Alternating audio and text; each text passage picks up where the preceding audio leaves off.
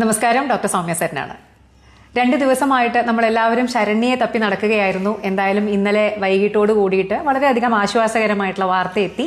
ശരണ്യ ജീവനോടുകൂടിയിരിക്കുന്നു, സുരക്ഷിതമായിട്ടിരിക്കുന്നു. അപ്പോൾ നിങ്ങൾക്കറിയാലോ, സോഷ്യൽ മീഡിയയിൽ ഇപ്പോൾ അതിനെപ്പറ്റി ധാരാളം ചർച്ചകൾ നടന്നുകൊണ്ടിരിക്കുകയാണ്. പല വിവാദങ്ങൾ, പല സംശയങ്ങൾ, പല ഊഹാപോഹങ്ങൾ. ഡോക്ടർമാരടക്കം പലരും എങ്ങനെയാണ് 4 ദിവസം 1/2 ലിറ്റർ വെള്ളം മാത്രം കയ്യിലിരുന്ന ഒരു വ്യക്തി വെള്ളം മാത്രം കുടിച്ചിട്ട് എങ്ങനെയാണ് സർവൈവ് ചെയ്തത്, അങ്ങനെ സ്ഥിരമായിട്ട് ട്രെക്കിങ്ങിന് പോകുന്ന പല ആളുകളും ഇതിനെപ്പറ്റി പല സംശയങ്ങളും ഉന്നയിച്ചിട്ടുണ്ട്. ഞാൻ ആ ഭാഗത്തേക്ക് ഒന്നും പോകുന്നില്ല. അതെന്തുകൊണ്ടാണെന്ന് വെച്ച് കഴിഞ്ഞാൽ, ഇതിനെ വിമർശിക്കുന്നവരുടെ കൂട്ടത്തിലെ ചെറിയൊരു ശതമാനം ആളുകളുണ്ട്. ഇത് പെണ്ണായി എന്നുള്ളത് കൊണ്ട് ഈ പെണ്ണിന് എന്തിന്റെ കുഴപ്പമാണ് എന്ന് ചോദിക്കുന്ന ഒരു ചെറിയ ശതമാനം ആളുകളും ഈ വിമർശിക്കുന്നവരുടെ കൂട്ടത്തിലുണ്ട്. അപ്പൊ നമ്മള് അതുകൊണ്ട് ഏതെങ്കിലും രീതിയിൽ ആ കുട്ടിയെ വിമർശിച്ചിട്ട് ഒരു വീഡിയോ ഇടാൻ വേണ്ടിയിട്ട് കാത്തിരിക്കുന്ന ആളുകളെ, കാരണം അവർക്ക് അതിൽ പിടിച്ചു കയറാൻ പറ്റും. പെണ്ണായതുകൊണ്ട് ഇതൊന്നും ചെയ്യാൻ പാടില്ല, അല്ലെങ്കിൽ ഇവൾക്ക് എന്തിന്റെ കുഴപ്പ എന്ന് ചിന്തിക്കുന്ന, അല്ലെങ്കിൽ ആ രീതിയിൽ കമന്റ് ചെയ്യുന്ന ഒരു ചെറിയ ശതമാനം ആണെങ്കിലും ഈ ഇപ്പോഴും ബസ് കിട്ടാത്ത കുറച്ച് പേര് ശരണ്യയെ വിമർശിച്ചുകൊണ്ട് ഇപ്പൊ രംഗത്തുണ്ട്. അപ്പൊ അതുകൊണ്ട് ബാക്കിയുള്ള ഏത് തരത്തിലുള്ള വിമർശനങ്ങളെയും നമ്മൾ സപ്പോർട്ട് ചെയ്ത് കഴിഞ്ഞു കഴിഞ്ഞാൽ ഇത് ഇവർക്ക് കൂടി ഒരു പിടിവള്ളിയാവും, അല്ലെങ്കിൽ ഇവർ അതിൽ പിടിച്ച് കയറാനുള്ള സാധ്യതയുണ്ട് എന്ന് തോന്നിയത് കൊണ്ട് തന്നെ ഞാൻ അങ്ങനെയുള്ള വിവാദങ്ങളിലേക്കൊന്നും കടക്കുന്നില്ല. പക്ഷേ ഞാനും ധാരാളം ട്രക്കിംഗ് പോയിട്ടുള്ള ഒരാളാണ്. വൈൽഡ് ലൈഫ് സഫാരി ഞാൻ ആഫ്രിക്കയിൽ പോയ സമയത്ത് വളരെയധികം പേടിപ്പെടുത്തുന്ന, അല്ലെങ്കിൽ വളരെയധികം അപകടകരമായിട്ടുള്ള, ഞാൻ നമ്മുടെ പേജിലൊക്കെ ഇട്ടിട്ടുണ്ടായിരുന്നു, നമ്മുടെ തൊട്ടടുത്ത് സിംഹത്തിനെയും അല്ലെങ്കിൽ ആനയെയും, അത് കാട്ടാനയാണ് കേട്ടോ, അല്ലാതെ നമ്മൾ സൂവിൽ പോയി കാണുന്ന ആനയല്ല, സിംഹം. നമ്മൾ കൊടും കാടിന്റെ നടുവിലൂടെ നമ്മൾ സഫാരിയിൽ പോകുമ്പോൾ നമുക്ക് ചുറ്റും ഹിപ്പോപ്പൊട്ടാമസും സിംഹവും കാട്ടാനകളും കാര്യങ്ങളൊക്കെ ഇങ്ങനെ വിഹരിച്ച് നടക്കുന്ന കാട്ടിലൂടെ ഞാൻ ട്രക്കിംഗ് എന്ന് പറയാൻ പറ്റില്ല, അതിനൊരു സഫാരി, വൈൽഡ് ലൈഫ് സഫാരിയാണ്, ട്രക്കിങ്ങിനും പോയിട്ടുണ്ട്. അപ്പോൾ അങ്ങനെ ഒരു എക്സ്പീരിയൻസ് വെച്ചിട്ട് പൂർണ്ണമായിട്ട് ഇപ്പോൾ പല മാധ്യമങ്ങളും സൂപ്പർ ശരണ്യ എന്നൊക്കെ പറഞ്ഞ് ഭയങ്കര ധൈര്യമാണ്, അങ്ങനെ ഇങ്ങനെ എന്നൊക്കെ പറഞ്ഞ് വളരെ ഓവറായിട്ട് പുകഴ്ത്തുന്ന ഒരു സാഹചര്യവും ഞാൻ കണ്ടു. ശരണ്യ സുരക്ഷിതമായിട്ട് തിരിച്ചു വന്നതിൽ നിങ്ങളെപ്പോലെ തന്നെ എനിക്കും വളരെയധികം ആശ്വാസമുണ്ട്. ആ കുട്ടി അവിടെ 4 ദിവസം പിടിച്ചു നിന്നു എന്നൊക്കെ പറയുന്നത് നല്ല കാര്യം തന്നെയാണ്. പക്ഷേ ഒരു സുരക്ഷിതമായിട്ടൊരു ട്രക്കിങ്ങിന് പോകുന്ന സമയത്ത് നമ്മൾ പാലിക്കേണ്ട ചില കാര്യങ്ങളുണ്ട്. അപ്പൊ അതിനെപ്പറ്റി നമ്മൾ അത് പറയാതെ സൂപ്പർ ശരണ്യ എന്ന് മാത്രം പറഞ്ഞു പോയി കഴിഞ്ഞു കഴിഞ്ഞാൽ നാളെ ഈ ഒരു കാര്യവും പറഞ്ഞുകൊണ്ട്, അല്ലെങ്കിൽ ഇതിനെ പൂർണ്ണമായി അന്ധമായി റിപ്പീറ്റ് ചെയ്യും ആളുകൾ, ഇതുപോലെ തന്നെ ചെയ്യാൻ ശ്രമിക്കും. അത് ഈ പറയുന്ന വനപാലകർക്കും അല്ലെങ്കിൽ അങ്ങനെയുള്ള റെസ്ക്യൂ ടീമിനൊക്കെ നൽകുന്ന തലവേദന ചില്ലറയായിരിക്കില്ല. നിങ്ങൾക്ക് ഓർമ്മയില്ലേ, പാലക്കാട് ഏതോ ഒരു മലയില് അനധികൃതമായിട്ട് പൊത്തിപ്പിടിച്ച് കയറിയ ഒരു ബാബുവിന്റെ കഥ? അന്ന് എത്ര കഷ്ടപ്പെട്ടിട്ടാണ്. നമ്മളൊരു കാര്യം മനസ്സിലാക്കണം, നമ്മുടെ കയ്യിൽ നിന്ന് പറ്റുന്ന ഒരു ചെറിയ മിസ്റ്റേക്ക് കൊണ്ട് ഈ പറയുന്ന റെസ്ക്യൂ ടീം ഇത്രയും ആപത്കരമായിട്ടുള്ള ഒരു വനത്തിലേക്ക് അവർ പോകുമ്പോൾ അവർക്കും അപകടം പറ്റാനുള്ള സാധ്യതയുണ്ട്. അപ്പോൾ ചെലവാക്കപ്പെടുന്ന പൈസയല്ല, അതിനേക്കാൾ കൂടുതൽ ഈ പറയുന്ന ഇപ്പോൾ വൈൽഡ് ലൈഫിന്റെയും അല്ലെങ്കിൽ റെസ്ക്യൂ ടീമിന്റെ ഒക്കെ കൂടെ, അത് മനുഷ്യർ തന്നെയാണല്ലോ, അവരിങ്ങനെ ആനയും കടുവയൊക്കെയുള്ള കാടിലേക്ക് ഒരാളുടെ ജീവന് വേണ്ടി പോകുമ്പോൾ ആ പോകുന്ന ആളുകളുടെ ജീവനും ഭീഷണിയുണ്ട്, റിസ്ക് ഉണ്ട്. അപ്പൊ അതുകൊണ്ട് നമ്മളൊരു ഞാൻ മനസ്സിലാക്കുന്നത് ഒരു ഗ്രൂപ്പ് ട്രക്കിംഗ് ആയിരുന്നു എന്നാണ്. ഗ്രൂപ്പ് ട്രക്കിംഗ്, അപ്പോൾ നമ്മളൊരു ഗ്രൂപ്പായിട്ട് ഇങ്ങനെയുള്ള സ്ഥലങ്ങളിലേക്കൊന്നും ആരും സോളോ ആയിട്ട് ട്രക്ക് ചെയ്യാറില്ല.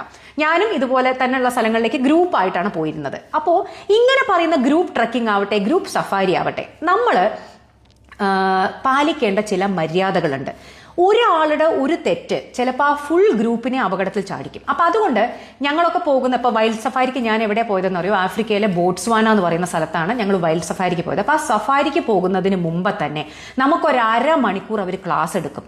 അതായത് നമ്മളെ കൊണ്ടുപോകുന്നത് ഇപ്പൊ വണ്ടിയിലാവുമ്പോൾ, ഞങ്ങൾ ആക്ച്വലി അവിടെ ഈ പറയുന്ന റൈനോസറോസ്, ഈ ഒരു ഹോണുള്ള റൈനോസറോസ് ഇല്ലേ, 1 ഹോൺഡ് റൈനോ, അതിനെ ഞങ്ങൾ കാണാൻ പോയത് ഒരു സ്ഥലത്ത് വണ്ടി നിർത്തിയിട്ട് കുറേ ദൂരം നടന്നിട്ടാണ്.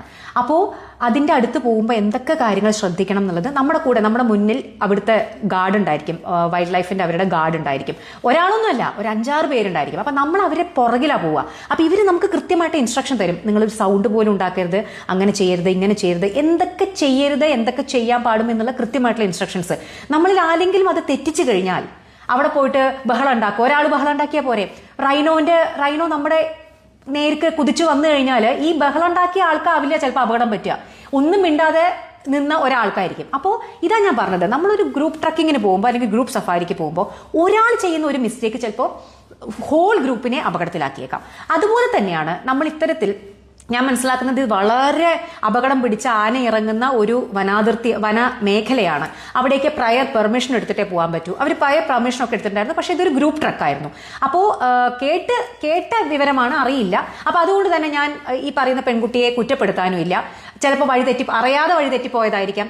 അല്ലെങ്കിൽ ഞാൻ കേട്ടതെന്ന് പറഞ്ഞു കഴിഞ്ഞാൽ ആദ്യം കേട്ട വാർത്തകളാണ് എല്ലാം ഈ പറയുന്ന മാധ്യമങ്ങളിൽ നിന്നാണ്. തനിയെ ട്രക്ക് ചെയ്തു, ഗ്രൂപ്പിൽ നിന്ന് മാറിപ്പോയി എന്ന് പറയുന്നു. ചിലപ്പോൾ അത് അറിഞ്ഞായിരിക്കാം, അറിയാതെ ആയിരിക്കാം. വാട്ട് എവർ ഇറ്റ് ഈസ്, നമുക്ക് ഈ ഒരു പെർട്ടിക്കുലർ ശരണ്യയുടെ ഇൻസിഡന്റ് നമുക്ക് മാറ്റി നിർത്താം. ഞാൻ ജനറലി പറയുന്ന ഒരു കാര്യമാണ്, ട്രക്കിങ്ങിന് പോകുന്ന ആളുകൾ, ഗ്രൂപ്പ് ട്രക്കിങ്ങിന് പോകുമ്പോൾ നിങ്ങളെ നയിക്കുന്ന ഒരാൾ കൃത്യമായിട്ട് ഈ വഴിയിലൂടെ പോയി പരിചയമുള്ള, വഴികൾ അറിയുന്ന, ഇനിയിപ്പോൾ ഇൻ കേസ് ഒരു കാട്ടാനയോ അല്ലെങ്കിൽ എന്തെങ്കിലും ഒരു വന്യമൃഗം നമ്മളെ ആക്രമിച്ചു കഴിഞ്ഞാൽ അതിനെ നേരിടാനുള്ള എക്സ്പീരിയൻസ് ഉള്ള ഒരാളായിരിക്കും. അപ്പോൾ അദ്ദേഹം പറയുന്ന, നിങ്ങളെ കൊണ്ടുപോകുന്ന ആളുകൾ പറയുന്ന നിർദ്ദേശങ്ങൾ കൃത്യമായി പാലിക്കണം. നമ്മുടെ ഒരു സാഹസികത എന്നും പറഞ്ഞിട്ട് തനിയെ ഏതെങ്കിലും വഴി കൂടെ പോയി കഴിഞ്ഞാൽ അതിന് സാഹസികത എന്നോ ധൈര്യം എന്നൊന്നും അല്ല പറയുക. അത് ശുദ്ധ മണ്ടത്തരമാണ്. അത് നിങ്ങളുടെ ജീവൻ അപകടത്തിൽപ്പെടുത്തുന്നു. അതിനേക്കാൾ കൂടുതൽ ആ കൊണ്ടുപോയ ആളുകളും ഇപ്പൊ പ്രശ്നത്തിലായിട്ടുണ്ടാവില്ലേ. അപ്പൊ നിങ്ങളെ ഓരോരുത്തരെയും വിശ്വസിച്ചിട്ടാണ് ഇപ്പൊ ട്രക്കിങ്ങിനൊക്കെ കൊണ്ടുപോകുന്ന ഓരോ ഗ്രൂപ്പുകൾ. ആ ഗ്രൂപ്പിലുള്ള എല്ലാ ആളുകളുടെയും വിശ്വാസത്തിൽ എടുത്തിട്ടാണ് കൊണ്ടുപോകുന്നത്. അപ്പൊ നമ്മൾ എന്തെങ്കിലും ഒരു അബദ്ധം കാണിച്ചു കഴിഞ്ഞാൽ ആ ഗ്രൂപ്പിന് വരെ അത് വലിയൊരു പ്രശ്നമാവും. അപ്പൊ അതുകൊണ്ട് കൃത്യമായിട്ട് ഒരിക്കലും നമ്മളിങ്ങനെ പലരും പറഞ്ഞു കേട്ടു, ട്രക്കിംഗ് എന്ന് പറഞ്ഞു കഴിഞ്ഞാൽ സാഹസികതയാണ്. എവറസ്റ്റിലേക്ക് പോകുന്ന ആളുകൾ, എത്രയോ പേർ എവറസ്റ്റിലേക്ക് പോയി മരിച്ചിട്ടുണ്ട്, എന്നിട്ട് ഇന്നും ആളുകൾ എവറസ്റ്റിലേക്ക് കയറുന്നില്ലേ എന്നൊക്കെ പറഞ്ഞു കേട്ടു. നോക്കൂ, ഏത് പ്രവൃത്തിയാണെങ്കിലും എവറസ്റ്റിലേക്ക് പോകുന്ന ആളുകൾ ഒരിക്കലും മരിക്കാതിരിക്കാനുള്ള, എത്രയോ പേർ പോയിട്ട് മരിച്ചിട്ടുണ്ട്. പക്ഷെ എങ്കിൽ പോലും ആരും തന്നെ എവറസ്റ്റിലേക്ക് കയറി പോകുന്ന എനിക്ക് തോന്നുന്നില്ല. യൂഷ്വലി എവറസ്റ്റിലേക്ക് പോകുന്ന എല്ലാവരും ഗ്രൂപ്പായിട്ടാണ് പോവുക. ഇപ്പോൾ മരണപ്പെടാതിരിക്കാനുള്ള എല്ലാ പ്രിക്കോഷൻസും എടുത്തിട്ടാണ് പോവുക. എല്ലാ പ്രിക്കോഷൻസും എടുത്തിട്ടും അവസാനം എന്തെങ്കിലും അപകടം പറ്റിയാൽ അത് നമ്മുടെ കയ്യിലുള്ള കാര്യമല്ല. അത് ട്രക്കിങ്ങിലും സംഭവിക്കാം. ട്രക്കിങ്ങിലും അപകടങ്ങൾ സാധാരണമാണ്. നമ്മൾ എല്ലാ പ്രിക്കോഷൻസും എടുത്താലും ചിലപ്പോൾ നമ്മൾ അപകടത്തിൽപ്പെടും. അത് നമ്മുടെ കയ്യിലുള്ള കാര്യമല്ല. പക്ഷേ നമ്മൾ ചെയ്യേണ്ട ചില മാന്യമായിട്ടുള്ള കാര്യങ്ങൾ, നമ്മൾ ചെയ്യേണ്ട ചില നമ്മുടെ ഉത്തരവാദിത്തങ്ങൾ നമ്മൾ ചെയ്യണ്ടേ. അപ്പോൾ ഒരിക്കലും ഗ്രൂപ്പ് ട്രക്കിങ്ങിലോ ഗ്രൂപ്പ് സഫാരിയിലോ അവർ പറയാത്ത ഒരു കാര്യങ്ങളും നമ്മൾ നമ്മുടെ സ്വന്തമായിട്ട് ചെയ്യരുത്. നിങ്ങളുടെ സാഹസികത, നിങ്ങൾ ഭയങ്കര സാഹസികനാണ് എന്നും പറഞ്ഞിട്ട് സ്വന്തമായ ഒരു വഴി കൂടെ കയറി പോകരുത്. നിങ്ങൾക്ക് അറിയാത്ത സ്ഥലമാണ്, നിങ്ങൾക്ക് അറിയാത്ത കാടാണ്. കാട് എന്ന് പറഞ്ഞു കഴിഞ്ഞാൽ, ഞാൻ ഇതിനു മുമ്പ് പോയ ട്രക്കിങ്ങൊക്കെ നമ്മൾ ഉൾക്കാടുകളിലൊക്കെ എത്തിക്കഴിഞ്ഞുണ്ടല്ലോ, like we will be clueless. എങ്ങോട്ട് ഓടണം എന്ന് പറയാൻ പറ്റാത്തൊരവസ്ഥയായിരിക്കും. നമുക്ക് ഏത് ഭാഗത്തേക്ക് നോക്കിയാലും ഒരുപോലെ ഇരിക്കും. നമ്മൾ നടുക്കടലിൽ പെട്ട പോലെയാണ്. നമുക്ക് എങ്ങോട്ടാണ് കര എന്ന് അറിയില്ല. നടുക്കാട്ടിൽ പെട്ടാലും അതന്നെ അവസ്ഥ, എങ്ങോട്ട് ഓടണം എന്നറിയാതെ. അപ്പൊ ഇതുവഴി കൃത്യമായിട്ട് പോയ ആളുകൾക്ക് മാത്രമേ ഇതിന്റെ വഴികളും റൂട്ടുകളും എവിടെ എന്താ എന്നൊക്കെ ആ ഒരു ഓറിയന്റേഷൻ ഉണ്ടാവുകയുള്ളൂ. അപ്പൊ അതുകൊണ്ട് അവർ പറഞ്ഞ കാര്യങ്ങൾ നിങ്ങൾ കൃത്യമായിട്ട് കേൾക്കണം. ഒരിക്കലും തനിയെ കൂട്ടം തെറ്റിപ്പോകുന്നത് ധൈര്യമല്ല, സാഹസികതയല്ല, അത് നമ്പർ 1 തെമ്മാടിത്തരമാണ്. മനസ്സിലായോ? വിഡ്ഢിത്തമാണ്. അത് നിങ്ങളെ മാത്രമല്ല, ഈ പറയുന്ന എല്ലാ ഗ്രൂപ്പിനെയും. ഇനി നിങ്ങൾ എവിടെയെങ്കിലും ഇത്തരത്തിൽ പെട്ടുപോയി കഴിഞ്ഞു കഴിഞ്ഞാൽ എത്ര ആളുകളാണ് ഇതിന്റെ പിന്നാലെ ഇങ്ങനെ നടന്ന്, എത്ര ദിവസങ്ങൾ അല്ലെ? അപ്പൊ ആ മനുഷ്യർക്കൊക്കെ നമ്മൾ അനാവശ്യമായിട്ട് ഒരു സ്ട്രെസ്സോ അല്ലെങ്കിൽ ഒരു റിസ്കിലേക്ക് അവരെ കൂടി ഇടുകയാണ്. ഇപ്പോൾ നിങ്ങൾ പ്രോപ്പറായിട്ട് പോയിട്ട് എവിടെയെങ്കിലും പെട്ടുപോയി, ഓക്കെ, അത് നമ്മുടെ ഫെയ്റ്റ് അല്ലെങ്കിൽ നമ്മുടെ വിധി, അല്ലെങ്കിൽ അത് നമ്മുടെ കയ്യിലുള്ള കാര്യമേ അല്ല. ഇതൊക്കെ എനിക്ക് മനസ്സിലാവും. ഞാൻ ട്രക്കിംഗ് പോവാത്ത ആളൊന്നുമല്ല. അപ്പോൾ ട്രക്കിങ്ങിന് പോകുമ്പോഴുള്ള അപകടങ്ങൾ അത് സാഹസികമായിട്ടുള്ള ഒരു കാര്യമാണ്. ചിലപ്പോൾ അപകടങ്ങൾ പറ്റാം. പക്ഷേ നമ്മൾ എടുക്കേണ്ട പ്രിക്കോഷൻസ് എല്ലാം എടുക്കണം. നിങ്ങൾ എല്ലാ പ്രിക്കോഷൻസും എടുത്തിട്ട് അപകടം പറ്റിക്കഴിഞ്ഞാൽ ഫൈൻ. പക്ഷെ ഇവിടെ തനിയെ പോയി എന്നൊക്കെ കേൾക്കുന്നു. ഞാൻ പറഞ്ഞല്ലോ, വീണ്ടും ഞാൻ പറയുന്നു, ഞാൻ കുറ്റപ്പെടുത്താനില്ല. കാരണം ഇത് അതിനുള്ള സമയമല്ല. പക്ഷേ ഇങ്ങനെ ഈ മാധ്യമങ്ങൾ ഇതിനെ ഭയങ്കരമായ ഹൈപ്പൊക്കെ കൊടുത്തിട്ട് ഇങ്ങനെ കൊടുത്തു കഴിഞ്ഞാലേ അതിന്റെ ഒരു അപകടം എന്താണെന്നറിയോ? ഇതിൽ നമ്മൾ ശ്രദ്ധിക്കേണ്ട അല്ലെങ്കിൽ ഇതിൽ തിരുത്തപ്പെടാമായിരുന്ന ചില കാര്യങ്ങൾ നമ്മൾ മറന്നുപോകും. അപ്പൊ എനിക്ക് നിങ്ങൾ മാധ്യമങ്ങളോട് പറയാനുള്ളത്, നിങ്ങൾ ചെയ്യേണ്ടത് ഇങ്ങനെ ഇപ്പൊ ഈ സംഭവത്തിന് ഇങ്ങനെ കൂടുതൽ ഹൈപ്പ് കൊടുക്കുകയല്ല. ഇതിൽ എന്തൊക്കെയാണ് നമ്മൾ ശ്രദ്ധിക്കേണ്ട കാര്യങ്ങൾ എന്നുള്ളത് കൂടുതലായിട്ട് ആളുകളിലേക്ക് ഹൈലൈറ്റ് ചെയ്ത് എത്തിക്കുക വേണ്ടത്. അല്ലെങ്കിൽ ഉണ്ടല്ലോ, നാളെ മേലാക്കം ചില ആളുകൾ ഇതേ പറഞ്ഞ പോലെ തന്നെ സാഹസികത എന്നും പറഞ്ഞിട്ട് വേണ്ട മാനദണ്ഡങ്ങൾ പാലിക്കാതെ എന്തെങ്കിലുമൊക്കെ ചെയ്തു കൂട്ടും. ഇതിനെ ഇമിറ്റേറ്റ് ചെയ്യാൻ ശ്രമിക്കും. ഓക്കെ, ഞാൻ ശരണ്യ അത് ചെയ്തു എന്നല്ല പറയുന്നത്. പക്ഷേ ഇങ്ങനെയുള്ള നെഗറ്റീവ് ഹൈപ്പ് കൊടുത്തു കഴിഞ്ഞു കഴിഞ്ഞാൽ ശ്രദ്ധിക്കേണ്ട കാര്യങ്ങൾ ശ്രദ്ധിക്കാതെ ചിലപ്പോൾ ആളുകൾ അപകടത്തിൽപ്പെടാനുള്ള സാധ്യതയുണ്ട് കേട്ടോ. അപ്പൊ ഇത്രയേ ഉള്ളൂ. പിന്നെ ഹൈക്കിങ്ങിനൊക്കെ പോകണം, പെൺകുട്ടികൾ തീർച്ചയായിട്ടും പോകണം. ഞാൻ എപ്പോഴും പറയുന്നതാണ്, സ്ത്രീകൾ യാത്ര ചെയ്യണം. നിങ്ങൾക്ക് കാണാൻ പറ്റുന്നത് മുഴുവൻ കാണണം. നിങ്ങൾക്ക് ചെയ്യാൻ പറ്റുന്നതൊക്കെ ചെയ്യണം. അതിനൊക്കെ എനിക്ക് ഫുൾ ടൈം, ഞാൻ അങ്ങനെ ചെയ്യുന്ന ഒരാളാണ്. നിങ്ങൾ എല്ലാവരും അങ്ങനെ ചെയ്യണമെന്ന് തന്നെയാണ് എൻ്റെ ആഗ്രഹം, സ്ത്രീകൾ പ്രത്യേകിച്ചിട്ട്. പക്ഷേ ഓൾവേസ് സേഫ്റ്റി ഫസ്റ്റ്.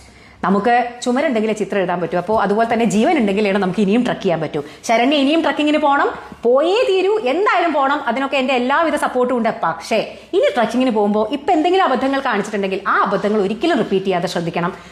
എപ്പോഴും നമ്മുടെ ഗ്രൂപ്പിലുള്ള ആ ലീഡർ പറയുന്നത് കേട്ടു പോവുക. സുരക്ഷിതമായിട്ട് ഇനിയും ഇനിയും ഇനിയും 100 ട്രക്കിംഗ് ചെയ്യാൻ സാധിക്കട്ടെ കേട്ടോ. ശരണ്യയ്ക്ക് മാത്രമല്ല, ലോകത്തുള്ള എല്ലാ പെണ്ണുങ്ങൾക്കും. അപ്പോൾ ബൈ.